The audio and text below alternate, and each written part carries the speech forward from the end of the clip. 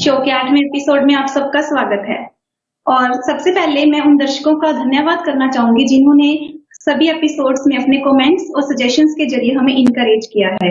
और जैसा कि आप जानते हैं, एपिसोड 7 में आशीष ने हमें स्टैन गेरलक एक्सपेरिमेंट को बड़ी ही सरल भाषा और इंटरेस्टिंग वे में एक्सप्लेन किया था। और वहां से एक कॉन्सेप्ट निकल के आया था, स्पिन का कॉन्सेप्ट। तो आइए इस एपिसोड में आशीष से उसी कॉन्सेप्ट के बारे में जानते हैं। वेलकम आशीष। थैंक्स हिमानी। दर्शकों का बहुत बहुत स्वागत है। उम्मीद है कि आप सब अच्छे होंगे। चैलेंजिंग टाइम्स हैं, पेंडेमिक चल रहा है, ख्याल रखिए आप सब अपना। तो पिछली एपिसोड में जैसे हिमानी बता रही थी, हमने एक बहुत रेवोल्यूशनरी एक्सपेरिमेंट डिस्कस किया था, स्टर्न गेरलाक एक्सपेरिमेंट, जिसमें सिल्वर एटम्स की स्प्लिटिंग दिखाई दी थी मैग्नेटिक फील्ड में। तो ऑटो स्टेयर और वॉल्टर गेरलाक, इन दोनों ने ये एक्सपेरिमेंट किया था। अगर आप इसके बारे में ज्यादा जानना चाहते हैं और डिटेल में, तो हमारी पिछली एपिसोड में जाकर फिर से एक बार देखिए। तो उन्होंने एक्सपेरिमेंट ये किया था। हिमानी जी, आप बताना चाहेंगे एक्सपेरिमेंट किया क्यों था ये? उन्होंने बोहर की थ्योरी को प्रेडिक्ट करने के लिए एक्सपेरिमेंट किया था। इसको चेक बोहर की थ्योरी को वेरीफाई करना था कि ठीक है या नहीं। इनफैक्ट स्टर्न चाहते थे कि मतलब कि उनकी फीलिंग थी कि Bohr can not be right, तो उन्होंने इनफैक्ट एक्सपेरिमेंट इसलिए सोचा था कि उसको रॉन्ग प्रूव करना है बोहर को, पर वो गलती से ठीक प्रूव हो गए थे बोहर।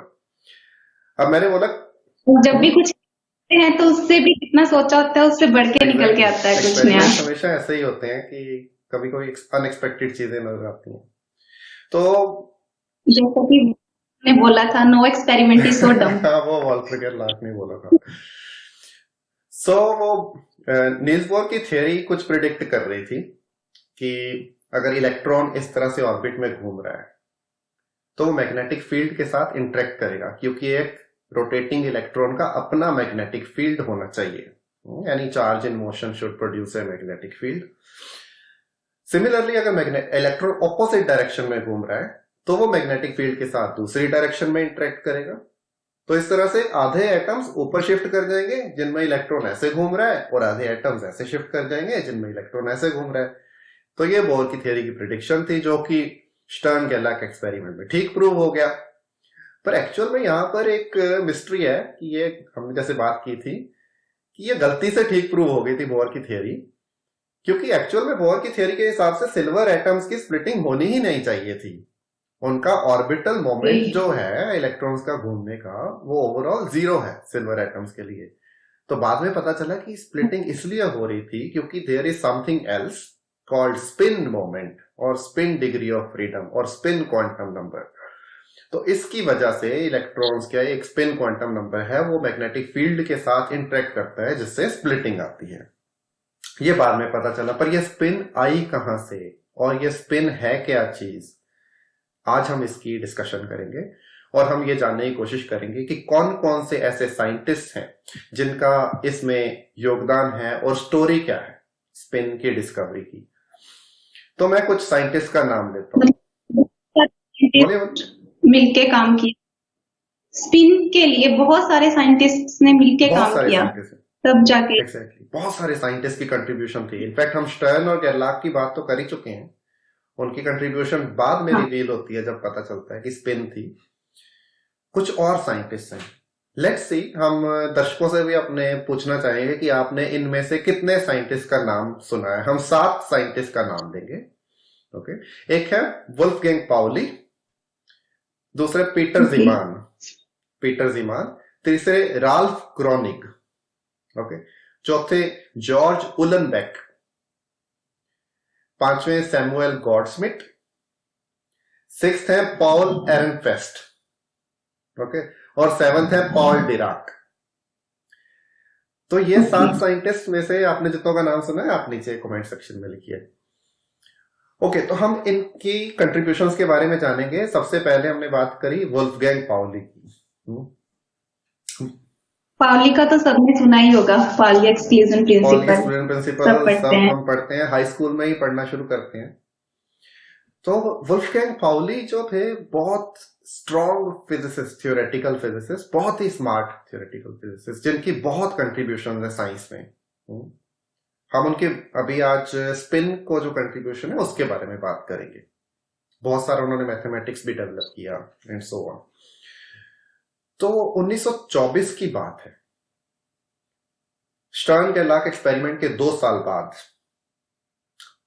पाउली कुछ चीजों के बारे में बहुत डीपली सोच रहे हैं। वो क्या क्या सोच रहे हैं कि ये जो पीरियोडिक टेबल है एलिमेंट्स का, ये ऐसा क्यों है। पीरियोडिक टेबल में क्या होता है कि कुछ रोज हैं एलिमेंट्स की, कुछ कॉलम्स रहते हैं।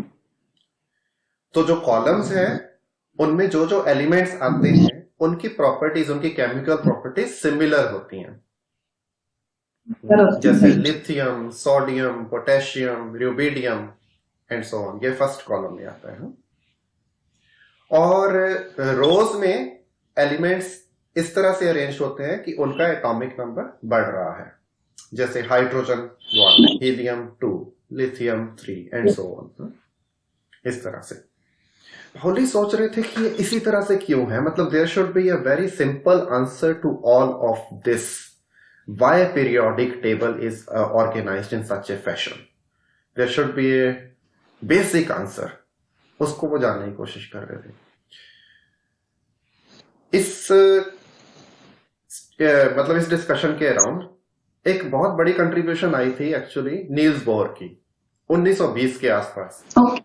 नील्स बोर ने क्या बोला था कि शायद पीरियोडिक टेबल ये इस तरह से अरेंज्ड इसलिए है क्योंकि इलेक्ट्रॉन जो है वो न्यूक्लियस के अराउंड कुछ शेल्स में घूम रहा है,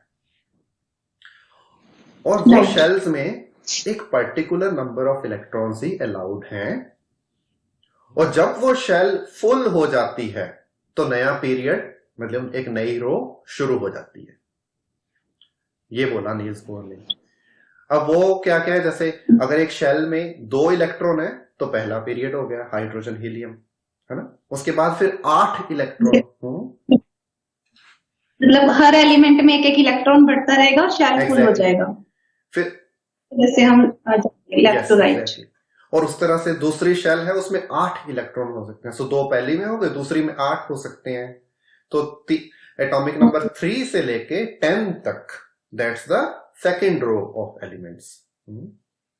इस तरह से नील्स बोर ने बात करी। फिर उसके बाद थर्ड शेल में 18 हो सकते हैं, फिर फोर्थ शेल में 32 हो सकते हैं एंड सो ऑन। ये उन्होंने जस्ट एक एम्पिरिकल एविडेंस, मतलब देख करके पीरियोडिक टेबल इस तरह से अरेंज्ड है, उन्होंने इस तरह से बोला कि there are these closed shells. Closed shell क्यों बोला कि मैजिक नंबर्स बोलते हैं, मैजिक नंबर्स बोलते हैं 2, 8, 18, 32।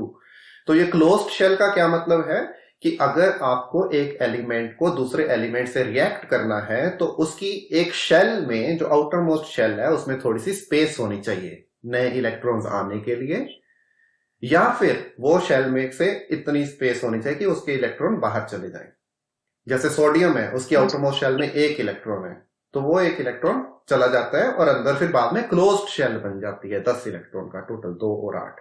इस तरह से क्लोरीन है, क्लोरीन के 17 इलेक्ट्रॉन्स टोटल है। 1 इलेक्ट्रॉन अगर सोडियम का मिल जाता है तो उसकी क्लोज्ड शेल बन जाती है 18। और इससे क्या होता है, सोडियम क्लोराइड बनता है, सॉल्ट बनता है, कॉमन सॉल्ट जिसकी हम बात करते हैं। तो ये सब ऑब्जर्वेशंस के बेस पे नील्स बोर ने ऐसे दिया। बट पाउली सोच रहे थे नहीं, there has to be something more to this. और दूसरा पाउली क्या सोच रहे थे, एक साइंटिस्ट हुए पीटर ज़ीमान, 1897 की बात है। 1897 में क्या हुआ था आपको पता होगा, पीटर ज़ीमान के साथ कौन सा इफेक्ट एसोसिएटेड है? एटम की डिस्कवरी से भी पहले उससे भी पहले की बात है। एटम की डिस्कवरी आपने सही बोला 1905 में हुई थी, एल्बर्ट आइंस्टाइन ने पक्का कर दिया था। बट ज़ीमान के साथ कौन सा इफेक्ट एसोसिएटेड है आपको पता होगा? ज़ीमान इफेक्ट बोलते हैं उसको, exactly. So that's essentially the splitting of spectral lines in magnetic field. तो जैसे ज़ीमान ने क्या किया कि सोडियम वेपर लैंप लिया, सोडियम वेपर लैंप से सोडियम कैरेक्टरिस्टिक लाइंस निकलती हैं सोडियम की, जिनको हम स्पेक्ट्रल लाइंस बोलते हैं सोडियम की। और अगर मैग्नेटिक फील्ड में सोडियम लैंप को रखेंगे तो पता चलता है कि ज़ीमान ने देखा कि वो लाइंस ब्रॉड हो गई या फिर स्प्लिट कर गई, उसको ज़ीमान स्प्लिटिंग बोलते हैं हम। तो वो एक्चुअली उस टाइम पर एक फिजिसिस्ट थे हेनरिक लॉरेंट्स। हेनरिक लॉरेंट्स ने जीमान इफेक्ट को एक्सप्लेन किया कि इलेक्ट्रॉन जो है वो घूम रहा है। मतलब तब ये नहीं पता था कि एटम है, पर इतना पता था कि there is something called electron, क्योंकि इलेक्ट्रॉन की डिस्कवरी हो चुकी थी जे थॉमसन से 1895 में आई थिंक। तो उन्होंने कहा मटेरियल में इलेक्ट्रॉन होते हैं और इलेक्ट्रॉन घूम रहा है, and then this electron interacts with the magnetic field leading to this splitting. Okay, तो इसको जीमान स्प्लिटिंग बोला। पर उसके अगले आने वाले इलेक्ट्रॉन के घूमने से स्प्लिटिंग कैसे एसोसिएटेड है? हाँ, तो मतलब इलेक्ट्रॉन अगर घूमेगा तो it has its own magnetic field. अब वही बात होगी स्टर्न गेरलांड एक्सपेरिमेंट जैसी ही रफली, कि दो डायरेक्शन में अगर इलेक्ट्रॉन घूम सकता है तो दो डिफरेंट डायरेक्शंस में स्प्लिटिंग होगी स्पेक्ट्रल लाइन की। हाँ, because that magnetic energy of the electron interacts with the actual energy of the electron। हाँ, तो या तो वो सब्ट्रैक्ट हो जाती है या ऐड हो जाती है, तो वो स्प्लिटिंग हो जाती है। तो उसमें क्या हुआ कि आने वाले 2 साल में एक और फिजिसिस्ट आयरलैंड से, थॉमस प्रेस्टन उनका नाम था, उन्होंने और एक्सपेरिमेंट्स कुछ किए जीमान इफेक्ट जैसे ही, पर उन्होंने देखा कि नहीं, लाइन सिर्फ 2 ही में स्प्लिट नहीं हो रहा, कभी कभी तो 5 या 6 लाइंस में ही स्प्लिट हो रही है एक लाइन। हाँ, तो ये बहुत ज्यादा डिस्टर्बिंग चीज थी, क्योंकि इलेक्ट्रॉन की मोशन तो या ऐसे है या ऐसे है, तो 2 लाइन आप प्रिडिक्ट कर सकते हो, पर 5 या 6 कहां से आई? तो उन्होंने इसको बोला एनॉमलस जीमान इफेक्ट, कि जीमान इफेक्ट में इनॉमली है कहीं पर, इसको एनॉमलस जीमान इफेक्ट बोला। तो वुल्फगैंग पाउली इसके बारे में भी सोच रहे थे कि ऐसा क्यों हो रहा है, एनॉमलस जीमान इफेक्ट का क्या रीजन है। तो पाउली ने अल्टीमेटली क्या कंक्लूजन निकाला, 1924 की बात है, 1925 जनवरी में उन्होंने ये पब्लिश कर दिया था। उन्होंने ये कंक्लूजन निकाला कि सारे एलिमेंट्स पीरियोडिक टेबल में अरेंज किए जा सकते हैं और जीमान इफेक्ट भी एक्सप्लेन किया जा सकता है अगर there is some principle which the particles of the universe follow. And the principle is the following, that every electron has to be in a separate quantum state than any other electron। मतलब कोई भी electron जो होगा अपनी एक quantum state में होगा। इसको पाउली एक्सक्लूजन प्रिंसिपल बोलते हैं। No two electrons can share the same quantum state, there has to be another quantum state. तो इसको यूज करके एटम्स का अरेंजमेंट एक्सप्लेन किया जा सकता है। इससे मतलब क्या होगा, एक शेल में मतलब कि जैसे 2 इलेक्ट्रॉन आ गए, थर्ड इलेक्ट्रॉन होगा उसकी क्वांटम स्टेट अलग होनी चाहिए, तो नेक्स्ट शेल में जाएगा, फिर उसमें मतलब कि फर्दर इलेक्ट्रॉन्स भरेंगे, हर किसी अपनी अपनी क्वांटम स्टेट में भरेगा। पर यहाँ और जो एक शेल इलेक्ट्रॉन है, हाँ, ये आपने अच्छा क्वेश्चन रेज किया कि एक शेल में अब 2 इलेक्ट्रॉन्स है ना, पहले वाली शेल में जैसे, जिसको एक्चुअली हम बोल सकते हैं कि ऑर्बिटल, जो पहली शेल है जिसमें 2 इलेक्ट्रॉन है उसमें एक ऑर्बिटल है, जो दूसरी शेल है उसमें 8 इलेक्ट्रॉन, उसमें 4 ऑर्बिटल्स हैं। तो हम बोलते हैं कि एक ऑर्बिटल में 2 इलेक्ट्रॉन्स हैं। तो पाउली ने यह बोला कि ऑर्बिटल में सारे क्वांटम नंबर सेम हैं 2 इलेक्ट्रॉन्स के, मतलब n जो है principal quantum number, azimuthal quantum number, magnetic quantum number, ये सब सेम है, but there has to be something which makes them different. तो उन्होंने इंट्रोड्यूस किया एक नया क्वांटम नंबर, जिन्होंने उसको नाम दिया 2 वैल्यूडनेस। एक्चुअल में वो स्पिन है। पॉली ने उसको 2 वैल्यूडनेस बोला, that there has to be something there which makes these 2 electrons separate in a separate quantum state from each other even when they are in the same orbital। And he said that this cannot be anything classical, this has to be quantum mechanical, purely quantum mechanical, and let's call it 2 वैल्यूडनेस। अब ये 2 वैल्यूडनेस का जब concept आया, बहुत सारे physicist मतलब कि इस चीज में सोचने लगे, इन चीजों के बारे में। इनफैक्ट इस कॉन्सेप्ट से जस्ट थोड़ा पहले ही एक फिजिसिस्ट हुए हैं, राल्फ क्रोनिक। राल्फ क्रोनिक काफी छोटी उम्र थी, अभी 20 साल के ही थे। उन्होंने 20 साल में अपनी पीएचडी कर ली थी कोलंबिया से, USA. Very interesting thing. And then वो पाउली के साथ काम करने के लिए जर्मनी आ गए थे। तो जस्ट मतलब कभी पाउली के पास आए नहीं थे, 1925 में पाउली के पास आए थे, बट जस्ट उससे पहले राल्फ क्रोनिक ने बोला कि ऐसा हो सकता है कि एक इलेक्ट्रॉन अपनी ही धुरी के ऊपर ऐसे घूम रहा हो, जैसे अर्थ है, वो अपनी एक्सिस पे घूम रही है और साथ में सन के अराउंड भी घूम रही है। इस तरह से उन्होंने सोचा कि इलेक्ट्रॉन शायद अपनी एक्सिस पे घूम रहा है और सन जैसे मतलब न्यूक्लियस के अराउंड भी घूम रहा है। तो उन्होंने बोला स्पिनिंग इलेक्ट्रॉन हो सकता है ऐसे। उन्होंने फिर वुल्फगैंग पाउली के साथ जब ये बात करी तो पाउली ने बोला अरे ये तुम क्या बात कर रहे हो, this is something completely mad, this is bullshit. मतलब ऐसी ऐसी पॉली ने कहा। पॉली इनफैक्ट गुस्सा हो गए इस बात पे। हाँ, उनको उन्होंने क्यों गुस्सा हुए कि एक अगर मान लो एक इलेक्ट्रॉन स्पिन कर रहा है अपनी धुरी पर जैसे क्रॉनिक बता रहे हैं, तो उसकी जो एज के ऊपर इलेक्ट्रॉन के एज के ऊपर जो वेलोसिटी आएगी ना स्पिनिंग की, to explain the Zeeman effect, मतलब जितना जीमान इफेक्ट है उसको एक्सप्लेन करना है, तो वो velocity should be 100 times the speed of light और even larger. Okay, which is not possible. Einstein की थियरी ऑफ रिलेटिविटी बोल रही है कि स्पीड ऑफ लाइट से ज्यादा कुछ हो नहीं सकता। सो ये 100 टाइम्स स्पीड ऑफ लाइट कैसे हो गया? तो इसलिए पॉली ने रिजेक्ट कर दिया। तो राल्फ क्रॉनिक ने अपना ये मतलब कि आइडिया फिर पब्लिश नहीं किया। बट ऑलमोस्ट उसके कुछ महीने बाद ही दो और फिजिसिस्ट जिनका नाम था जॉर्ज उलेनबेक और सैमुअल बाउडस्मिथ, ये दोनों नीदरलैंड्स में लाइडन नाम की सिटी में, बहुत ही ब्यूटीफुल सा सिटी है, मैं गया भी हूँ वहां पर, पॉल एरनफेस्ट एक फिजिसिस्ट हुए, उनके अंडर पीएचडी कर रहे थे। ये दोनों स्टूडेंट को इंडिपेंडेंटली सेम आइडिया आया कि an electron, a spinning electron can explain Pauli's two valuedness, कि इलेक्ट्रॉन या ऐसे स्पिन कर रहा है या ऐसे स्पिन कर रहा है।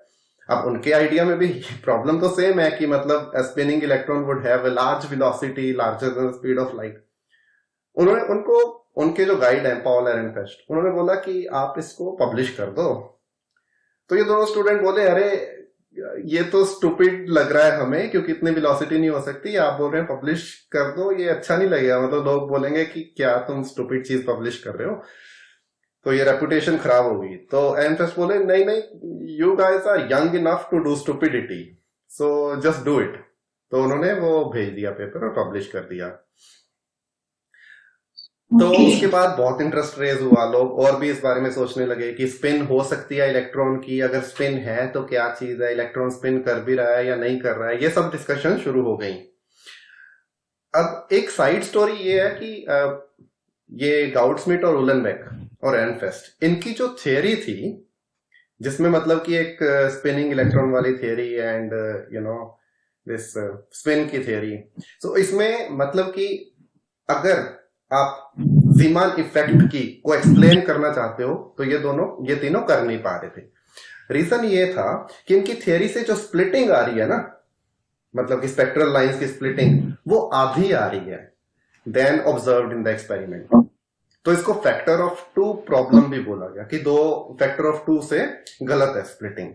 तो एक बार क्या हुआ, ये शॉकर थ्योरी से एक्चुअली डिविएट कर रहा है। तो एक बार क्या हुआ, एल्बर्ट आइंस्टाइन लाइडन में मतलब कि आए हुए हैं या उसको क्रॉस कर रहे हैं, स्टेशन पे हैं। तो पॉल एरनफेस्ट एल्बर्ट आइंस्टाइन से मिलते हैं रेलवे स्टेशन पर। हाँ, और रेलवे स्टेशन पर क्या होता है कि वो उनको बताते हैं कि देखो हमारी थियरी में ऐसी आधी आ रही है स्प्लिटिंग, जबकि एक्सपेरिमेंट में डबल है। तो आइंस्टाइन हालांकि इस फील्ड में मतलब कि काम नहीं कर रहे थे, बट उन्होंने इमीडिएटली बोला कि this must be due to the relativistic effect, this must be due to relativity. तो एल्बर्ट आइंस्टाइन इनफैक्ट ठीक थे, उनका मतलब कि he is a genius, so he in fact guesses and his guesses are also correct, you know. And in fact क्या हुआ कि उसके ये जब पेपर पब्लिश हुआ, इसके जस्ट 7 दिन बाद ही, 1 हफ्ते बाद ही, एक फिजिसिस्ट थे थॉमस, लेल्विन थॉमस, उनका नाम में प्रोनाउंस करने में दिक्कत होती है। तो लेल्विन थॉमस ने एक्सप्लेन कर दिया कि yes, due to relativity this factor of 2 problem goes away, so this is a relativistic effect। तो ये प्रॉब्लम चली गई। तो स्पिन का फिर कॉन्सेप्ट जो हुआ वो मेन स्ट्रीम में आ गया इसके बाद कि spin exists, we don't know if the electron spins on its axis और नॉट, ये कोई डिस्कस नहीं करता, इनफैक्ट आज भी कोई डिस्कस नहीं करता। इलेक्ट्रॉन को एक पॉइंट लाइक पार्टिकल मानते हैं और उसमें कुछ स्पिन है भी या नहीं, नो वन डिस्कसेस।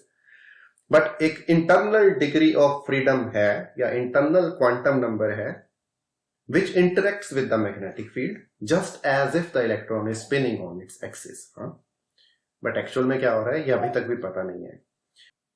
तो उसके बाद थोड़ी सी और बात मैं बताना चाहता हूं कि अभी क्या हुआ कि क्योंकि ये स्पिन जो था पता चला कि ये रिलेटिविस्टिक कॉन्सेप्ट है, आइंस्टाइन की थियोरी ऑफ रिलेटिविटी और क्वांटम मैकेनिक्स अगर मिलाएंगे तो मतलब कि ऑटोमेटिकली निकल के आना चाहिए, क्योंकि रिलेटिविटी है साथ में।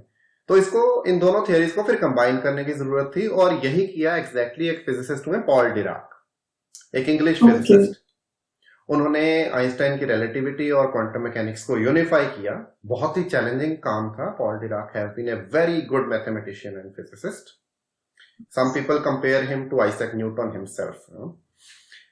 एंड देन उस थ्योरी में से पॉल डिराक ने जो इक्वेशन दी, एक्चुअली जिसको डिराक इक्वेशन भी बोलते हैं, 1928 में, इस इक्वेशन में से ऑटोमेटिकली स्पिन का कॉन्सेप्ट निकल के आ जाता है, that every particle of the universe has to follow spin, has to have some spin.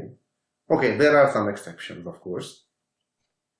तो हमने जो शुरुआत की थी आज की कहानी की, वो शुरुआत की थी हमने अगेन डिस्कस कर रहे थे स्टर्न-गेर्लाच एक्सपेरिमेंट से। तो स्टर्न-गेर्लाच एक्सपेरिमेंट अब स्पिन से कैसे एक्सप्लेन हुआ वो थोड़ा सा मैं बताता हूं, बस ये लास्ट बात है, इसके बाद आज की कहानी खत्म करेंगे। तो 1927 की बात है। 3 यंग स्टूडेंट्स, 3 ग्रेजुएट स्टूडेंट्स, एक थे स्कॉटलैंड में, RGJ फ्रेजर उनका नाम था, और बाकी 2 थे अमेरिका में, अर्बाना करके एक जगह, वहां पर एक TE फिप्स और एक JB टेलर। इन तीनों ने कुछ एक्सपेरिमेंट्स किए जिसमें इन्होंने प्रूव किया कि जो एटम है, सिल्वर एटम है या हाइड्रोजन एटम है, ये स्फेरिकली सिमेट्रिक है, और इसकी वजह से मतलब कि एक इलेक्ट्रॉन जो हम प्लेन में ऐसे घूमने की बात कर रहे थे ना, उसकी वजह से स्प्लिटिंग नहीं आनी चाहिए स्टर्न-गेर्लाच एक्सपेरिमेंट, क्योंकि स्फेरिकली सिमेट्रिक है, तो इफेक्ट सारे कैंसिल हो जाने चाहिए। तो फिर यहां से पता चला कि हाँ, the spin is responsible for the splitting, तो इसलिए स्टर्न-गेर्लाच एक्सपेरिमेंट थ्योरी गलत है। जो स्प्लिटिंग बोहर की थ्योरी से समझ रहे थे, तो इन्होंने ये प्रूव कर दिया कि सिमेट्रिकल है एटम, तो ओके एग्जैक्टली। तो ये थी स्पिन की स्टोरी। अभी हम यहाँ पर इस बार के लिए रुकते हैं और अभी दर्शकों के सवाल ले लेते हैं। ओके, तो पहला सवाल है सतीश अरोड़ा जी का। सतीश अरोड़ा जी लिखते हैं, thank you for telling the interesting story you told in the episode that explanation of experiment was due to the spin. What is spin? Something is spinning like Earth on the axis. Is it good idea to smoke a cigar in the laboratory? Oh, so अच्छा, thanks Satish Arora ji for your question. Actually पहला question तो आज मतलब हमने उसकी पूरी detail में चर्चा किया, तो पूरे एपिसोड में ही उसकी बात की है कि स्पिन क्या है, कुछ घूम रहा है अपने एक्सिस पर या नहीं। पर दूसरा क्वेश्चन का हम जवाब देना चाहेंगे कि स्टर्न-गेर्लाच के एक्सपेरिमेंट में जो ऑटो स्टर्न थे वो अपनी लैब में सिगार स्मोक करते थे, और उस सिगार के धुएं की वजह से उनको जो प्लेट थी वो उसके ऊपर सिल्वर एटम्स नजर आए थे, जिससे उनको पता चला था कि हाँ सिल्वर है, यहाँ पर पहुंचा है वहां पर। तो धुएं ने उनको, सिगार के धुएं ने वो कुछ रिएक्ट करके सिल्वर के साथ उसको ब्लैक ब्लैक सा कर दिया था जो नजर आए थे। हाँ, तो मतलब कि सिगार स्मोक करना लैब में कोई अच्छी बात नहीं है। The lab has to be clean, you know, environment has to be clean. But ठीक है, वो ऑटो स्टर्न ने की थी, उसको फायदा हो गया उनको उसका सिगार स्मोक करने का, सो दैट्स गुड। बट नहीं करना चाहिए, आई थिंक, इस तरह से। One should not do these things in the lab. Thanks for your question. Next question is from Divya Utreja. Is not it that according to Bohr's model there should be 3 directions possible for the rotation of electron in an orbit? Why did they expect that there should be only 2 separated lines? This is a great question, क्योंकि Bohr के model में I think Divya काफी जानती हैं actually इस chemistry को, Bohr की, क्योंकि बोहर के मॉडल में जो angular momentum quantum number L है उसके कोरिस्पॉन्डिंग मैग्नेटिक क्वांटम नंबर 3 होने चाहिए, -1, 0 एंड 1। तो 3 लाइंस आनी चाहिए, पर वो पूछ रही है कि 2 ही क्यों आ रही हैं। तो इनफैक्ट ये क्वेश्चन मुझे भी काफी पजल कर रहा है कि उस टाइम पर ये 2 लाइंस की ही क्यों डिस्कशन कर रहे थे, 3 की क्यों नहीं कर रहे थे। इनफैक्ट नील्स बोर खुद ही इससे पजल्ड थे कि वो 2 आनी चाहिए या 3 आनी चाहिए, क्योंकि जब स्टर्न-गेर्लाच एक्सपेरिमेंट हुआ था उसमें 2 लाइन नजर आई, तो नील्स बोर ने स्टर्न को वॉल्टर गेर्लाच को एक पोस्ट कार्ड लिख के भी भेजा था कि 3rd लाइन नहीं नजर आ रही है आपको, where the electron is orbiting in the direction of magnetic field. हाँ, तो ये पजलिंग है, ऑब्वियसली उस टाइम पर किसी ने सवाल ये क्यों नहीं पूछा, बट ऑब्वियसली मतलब कि क्योंकि बोहर की एक्सप्लेनेशन ही करेक्ट नहीं है स्टर्न या लैक एक्सपेरिमेंट के लिए, तो ये क्वेश्चन अब रेलिवेंट नहीं रहा, अब तो स्पिन की बात होती है। Thanks for the question. Next Manreet Kaur के काफी सवाल हैं, हम उनमें से कुछ सवालों का भी जवाब देंगे, बाकी हम online we will answer that. She is asking how is orbital angular momentum related to magnetic movement. Okay, thanks Manreet for this wonderful question. तो मैग्नेटिक मोमेंट जो है, this is proportional to orbital angular momentum and then there is a constant of proportionality called g factor, जिसको g factor की बात होती है। तो formula क्या है? Magnetic moment mu equals to g mu B is the Bohr magnetron multiplied by L which is angular momentum divided by h cross. So this is the formula. So these two things are proportional to each other. Thanks for your question. Thank you Ashish. तो आज का episode हम यहीं पे खत्म करते हैं, और मैं दर्शकों से कहना चाहूंगी कि आप इसी तरह हमारे शो को लाइक और शेयर करते रहिए, और अगर आपने अभी तक हमारा चैनल सब्सक्राइब नहीं किया तो please do subscribe our channel, और बाकी हम मिलते हैं नेक्स्ट एपिसोड में। Till then stay safe, stay home, bye. Thanks Himani, और दर्शकों को भी बाय बाय। बाय।